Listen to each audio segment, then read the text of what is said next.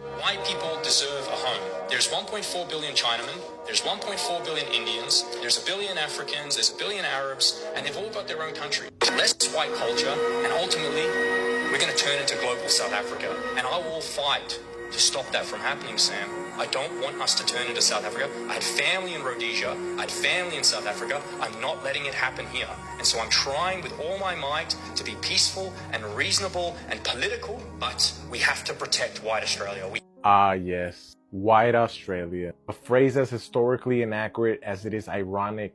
This man speaks of losing his homeland, being displaced in a country that no longer feels like his own. But here's the brutal truth. Australia was never a white country to begin with. Before the first British convicts set foot on Australian shores, Aboriginal Australians had been there for over 65,000 years. They had homes, nations, languages, cultures, until they were systematically wiped out, displaced, and forced into policies like the White Australia policy, the white man's land. He laments that white people have nowhere to go, ignoring the fact that European empires spent centuries carving out the planet, from Africa to India, from the Americas to Australia, taking other people's homes and calling them their own. Now, as history shifts, he cries victim. Yet the people who actually lost everything remain conveniently absent from this conversation.